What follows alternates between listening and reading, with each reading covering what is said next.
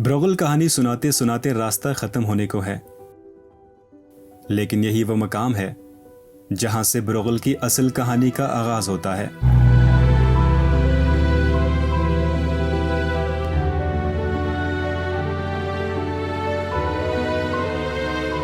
गरम चश्मे गांव से हम जैसे ही आगे बढ़ते हैं तो पहाड़ अपना रंग बदलने लगते हैं।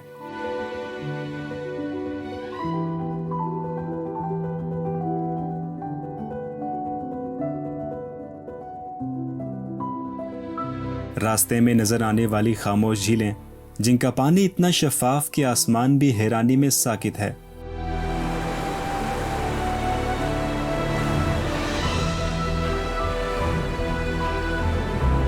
और क्यों न हो, सब्ज, नीले और फिरोजी रंगत की ये झीलें लाखों साल पहले बनते बिगड़ते जमीन की शाहिद हैं।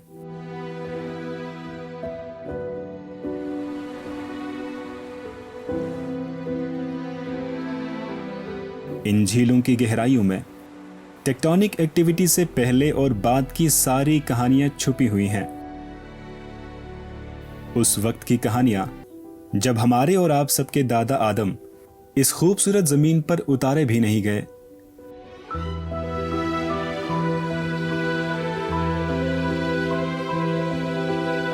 जिसके बारे में विशाल भाग ने क्या खूब लिखा है। ये जमीन इतनी हंसी, इतनी हंसी, इतनी हंसी, उसने फिर क्यों यहां इंसान उतारे होंगे।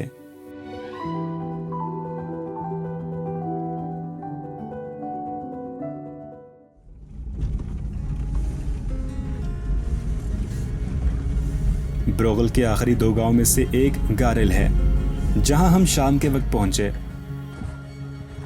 सो दिस इज गारेल ब्रोगल। और वो जो पीछे जहाँ पे लाइट्स नज़र आ रही हैं, वहाँ से भी लोग निकले नमाज़ पढ़ने के लिए। सारा डिस्टेंस कवर करके यहाँ पे जाके पढ़ेंगे।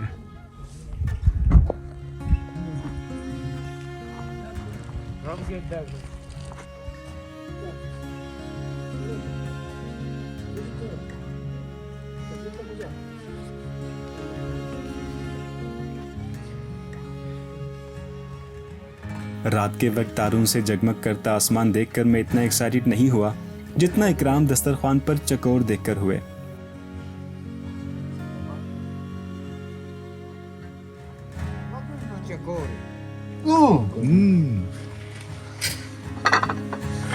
तुम्हारी सता No, mira así. गारेल की सुबह बिल्कुल जादुई है।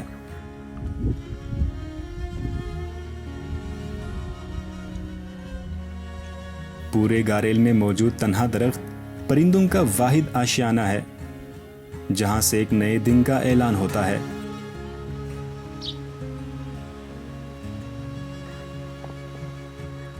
सूरज की किरणें जैसे ही ऊंचे नीचे पहाड़ों पर पड़ती हैं, तो ऐसा लगता है जैसे समंदर की लहरें इन पर्वतों से गुजर रही हों।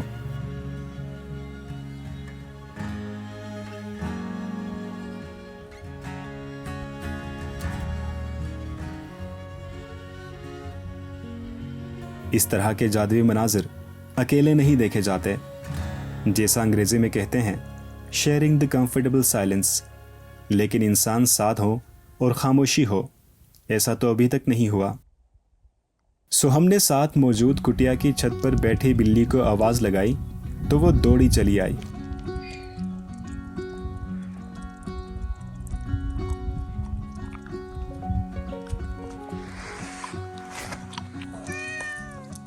No talks, no judgment, just sharing the comfortable silence and enjoying the sunrise. और हमारी गुफ्तगू की जुबान लव लैंग्वेज।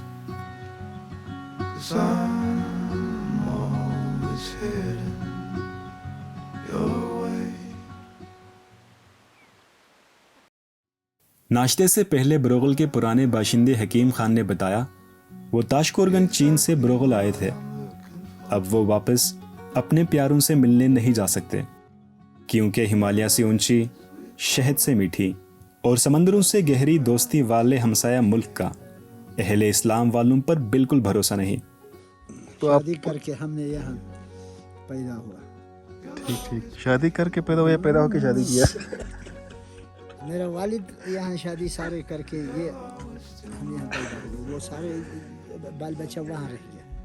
ठीक ठीक ठीक। तो अभी आना जाना है ताशकुर करना आपका? नहीं अच्छा, ताशकुरगान फिलहाल ये राबिता है, मराफी का राबिता है। अब कभी कभी इस्लामाबाद से उनके साथ वो 2-3 साल पहले जाते थे, फिलहाल उसमें पाबंदी है कहते हैं। ठीक। चाइना में जब जाओगे घर में नहीं छोड़ते, होटल में आकर ये रिश्तेदारों से मिलते हैं कहते हैं। अच्छा,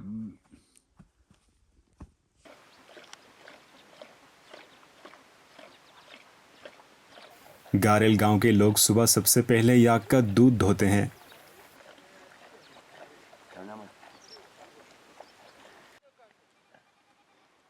और नाश्ते के बाद गल्लाबानी का सिलसिला शुरू। हजारों जानवर लेकर मर्द और खवातीन चरागाहों का रुख करते हैं।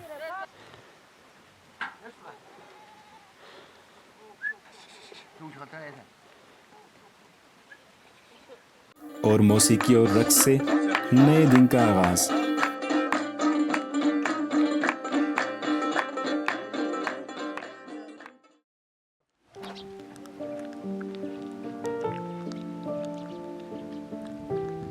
अब बारी है बच्चों के स्कूल जाने की। कोई गधे पर सवार होकर स्कूल जा रहा है,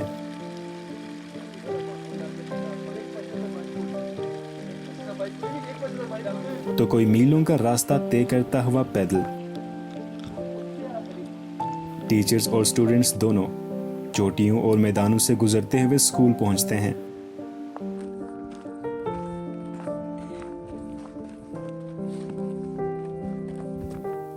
बारह 12,500 फुट की बुलंदी, 28 बच्चे और 2 असातिज़ा।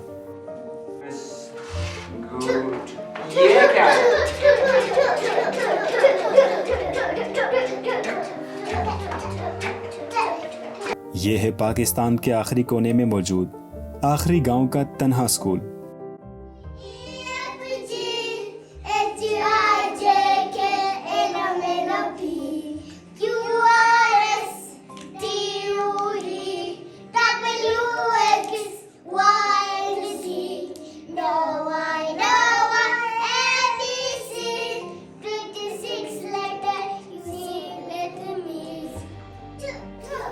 सख्त मौसमी हालात और सहूलियात ना होने से असातिज़ा भाग जाते हैं, लेकिन बच्चे नहीं।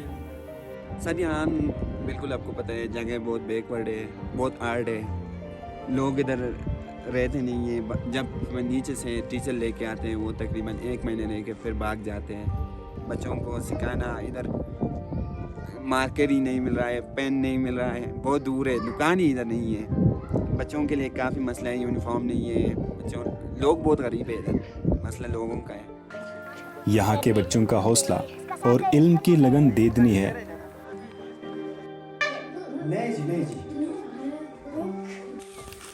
और जब तक इकराम जैसे लोग यहाँ आते रहेंगे, तब तक यहाँ के लोगों को मुश्किलात से लड़ने का हौसला मिलता रहेगा।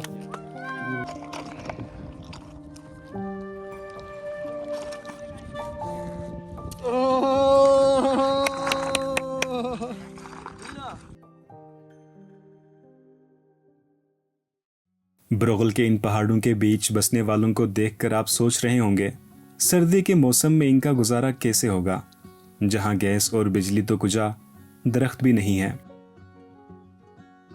इस सवाल का जवाब मोहम्मद रफ़ी से जानते हैं, जो 1945 में अफगानिस्तान से हिजरत करके ब्रोगल आए।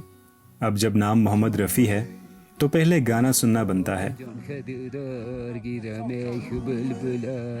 इस तरह है, मुझे आता नहीं है, कोई दो दाना दीजिए। ठीक है। इसका तर्जुमा आता आपको? हाँ, तर्जुमा आता है। तर्जुमा इस तरह की مثل خدور गिर मिसाल की एमा बुलबुल तो कुरावीसा, किधर जाते हैं मेरे बुलबुल। नहीं आ गया, उर्दू में आपको नहीं मैं दे सकता हूँ, क्या करेगा। नहीं जोत का तर्जुमा उर्दू में अभी आपको नहीं किया ना। जी बताइएगा, सर्दियों में कैसे गुजारा होता है आपका? दिसंबर जनवरी में बर्फ़बारी कितनी होती है, पहले कितनी होती थी? पहले तो 4 फुट 3 फुट पलता था। अभी इस ज़माना में इतना बर्फ़ नहीं आते हैं, मगर तो आता है तो 2 फुट आते है, इतना आते है इधर इधर तक।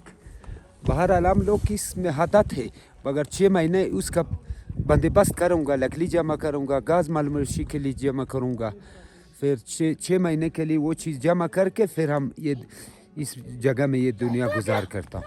लकड़ी तो है नहीं, अब जलाने के लिए क्या इस्तेमाल करते हम हैं? ये चीम बोलते हैं, ये गलवर्त, ये वो जलाते हैं उधर, वो सामने से वो शिकार मिकार वो थैली वो लाते हैं इन चीज़ों को लाते हैं, बस गुजार करते हैं।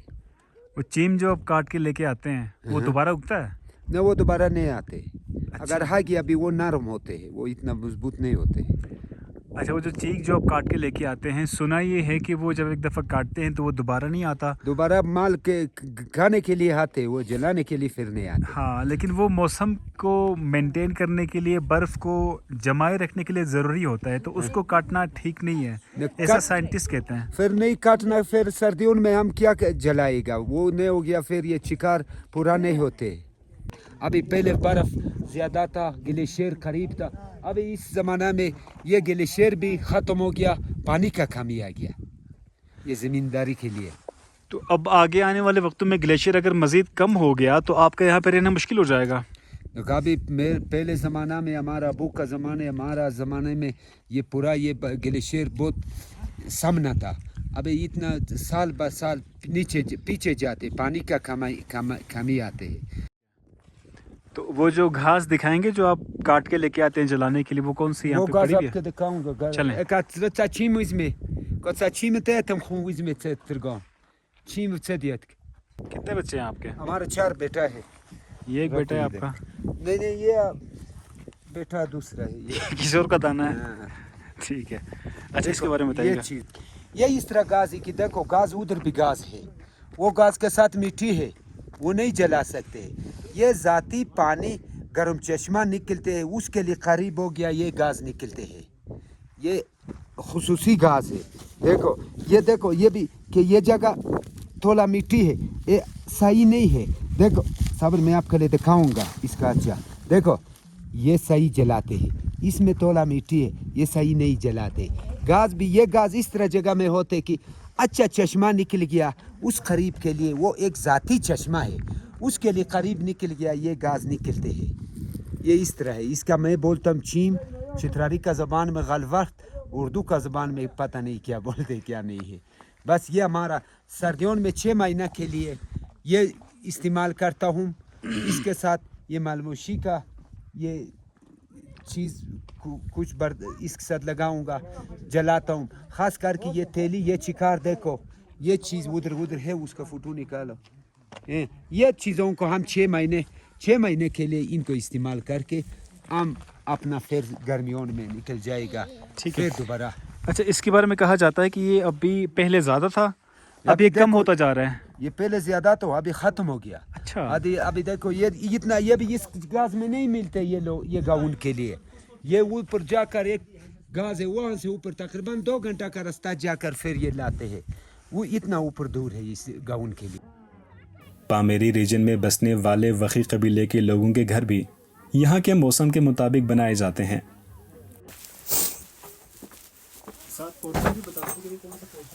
ये दरगाह कहते हैं उसको। हाँ, दहलीज है, दहलीजियान आए अपने आप को पीछे। ये खुंज है, खुंज। क्या होता है? खुंज ये भी घर का हिस्सा है।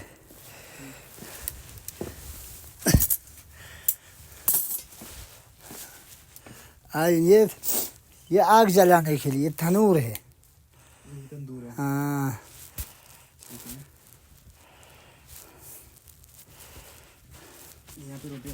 रोटियाँ लगाते हैं। पीछे भी बैठी है। हाँ, पीछे भी बुखारी है। हाँ, पीछे भी बुखारी है। ये भी यहाँ भी हम आग माग जलाते हैं, रोटी गर्मियों में यहाँ लगाते हैं, सर्दियों में यहाँ बनाते हैं। और सुने कि यहाँ पर भी लगाते हैं आप? हाँ, ज़्यादा सर्दी होती है तो? नहीं यहाँ नहीं लगाते। यहाँ ये भी है, सर्दियों में यहाँ भी हम आग लगाते हैं। ये भी आग का जगह है, अगर बहुत सर्दी होती है यहाँ लगाते हैं। ये जगह जो है ये तनूर का जो गोबर है ये इसमें जमा होता है, वो गंदगी यहाँ से निकाल के यहाँ पे डालते हैं। यहाँ से निकाल के बाहर डालते हैं उसको। और ये कौन सा पोर्शन है? ये तो उसको कहते हैं लूपराज, लूपराज कहते हैं। क्या मतलब उसका? लूपराज, बला, बला बेटक। अच्छा, बड़ा बेटा। हाँ, लूपराज। ठीक है, तो घर के बड़े यहाँ पे बैठते हैं। हाँ, सारे यहाँ बैठते हैं। हाँ। ठीक है। और ये वाली ये पुटराज कहते हैं, छोटा बेटक। छोटा बेटा। हम्म, ठीक है, सही है।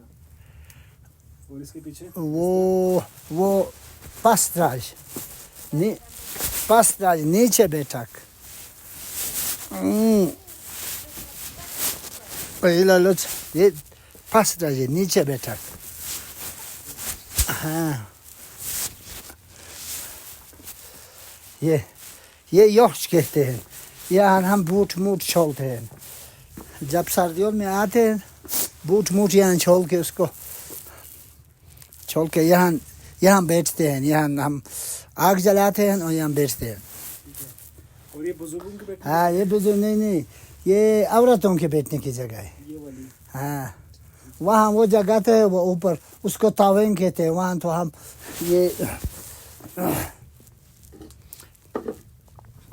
हम खर्चा मर्चा इसमें डालते हैं। अच्छा, हाँ, आटा ये तो लकड़ी का बना हुआ है, आटा उसमें जमा करते हैं। हाँ सही। हाँ, ठीक ठीक ठीक। ये पूरा घर है। ये पूरा, ये अंदर एक छोटा है, वहाँ हम अपना सामान मामान आटा मट्टा और देगची मेगची वहाँ रखते हैं, वो अंदर में। किचन का सामान। हाँ, किचन का सामान साथ। ये क्या चीज़ है? ये जो बच्चे शिकार खेलते हैं, ये बतख मतख, उसके सर को काट कर यहाँ रखा है।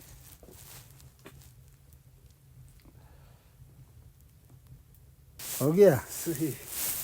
तो ये पूरा घर वही। हाँ, वही घर है। और यही सेटअप होता है सारा। तो सारे लोगों का ऐसा होता है, सारे। चलो, थैंक यू। अच्छा, चाय मैं नहीं पीते? बहुत शुक्रिया, थैंक यू। चाय आपने पिला दी सुबह। खुले मैदान, मैदानों में दौड़ते याक, चारों तरफ बर्फीले पहाड़ों के नज़ारे, रंग बरंगी झीलें, ताज़ा हवा। ये मनाजिर देखकर आप सोच रहे होंगे, जन्नत नुमा वादी में जिंदगी गुजारने की क्या कीमत होगी। लश्कर घास से ताल्लुक़ रखने वाले सुल्तान जान का 4 साला बेटा सितंबर के महीने में मामूली बीमारी से चल बसा। वजह सड़क, कम्युनिकेशन और हेल्थ फैसिलिटीज़ का ना होना। इंसानी जान का बहुत ज़्यादा वैल्यू है, लेकिन हमारे यहाँ पे नहीं है। जो मेरा जो बेटा था वो 3 साल का बेटा था, तो मुझे गाड़ी नहीं मिला है, तो मैंने उसको लेकर यहाँ से पैदल सफ़र किया है। 3 साल का बच्चा तो छोटा है, उसके साथ तो ज़्यादती है, तो बाइक पे वो नहीं बैठ सकते। मैंने कहा 2 व्हील से खुदा न खास्ता कि गिर जाएगा। जो चिकार, जो ग्लेशियर है नीचे, वहाँ तक मैंने उसको कंधे पे उठा के मैंने ले गया है, ब्रिप स्टे किया है, ब्रिप से मस्तूज पहुँच गया है, वो डेड हुआ है। मेरा एक ही बेटा था। रियासत की लापरवाही एक तरफ, दूसरी तरफ मौसमियाती तब्दीली भी यहाँ के लोगों के लिए बका की जंग बन चुकी है। ब्रोगल में बर्फबारी अब पहले से बहुत कम होती है। सर्द मौसम का मुकाबला करने यहाँ के लोग घास जलाते हैं। पीटलैंड यानी घास जलाने से याक की खुराक में कमी आ रही है, जिसकी वजह से लोग याक बेचने पर मजबूर हैं।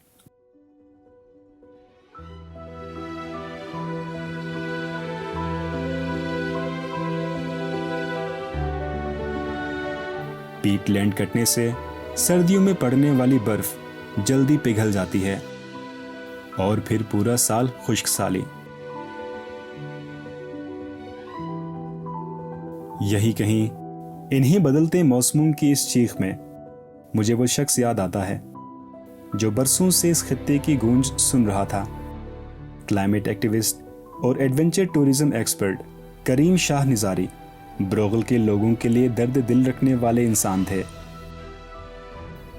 करीम शाह के बारे में बहुत कुछ लिखा जा सकता है, कहा जा सकता है, लेकिन फ़िलहाल करीम की ज़िंदगी को सेलिब्रेट करने के लिए उन्हीं की ज़िंदगी की आखिरी तहरीर दुनिया को सुनाना ज़रूरी है, ताकि उनकी सोच लोगों तक पहुंच सके। करीम शाह निज़ारी का आखिरी पैगाम ये था, यासीन की वादी में खामोशी एक भारी कफन की तरह लिपटी हुई है, जिसे सिर्फ दूर कोहरे में सिरकते हुए ग्लेशियर की मध्यम कर्राह चीरती है। फलक बोस चट्टानें जो कभी शाहीनों और चकोरों की पुकार से गूंजती थी, अब गूंगी खड़ी हैं।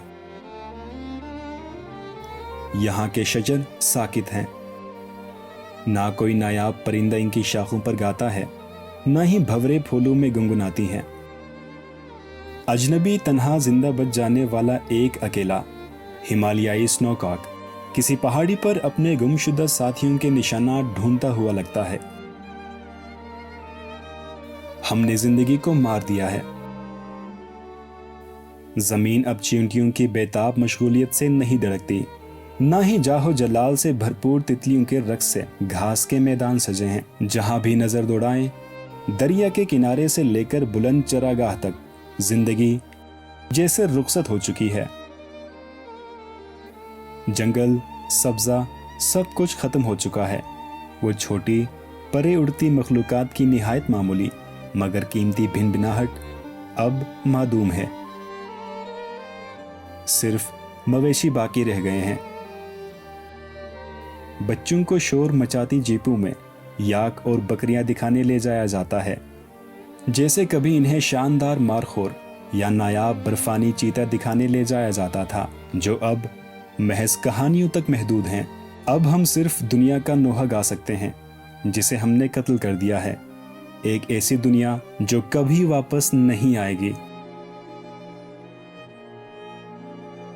इस तहरीर के लिखने के अगले ही दिन करीम शाह निज़ारी भी खलाओं में चले गए।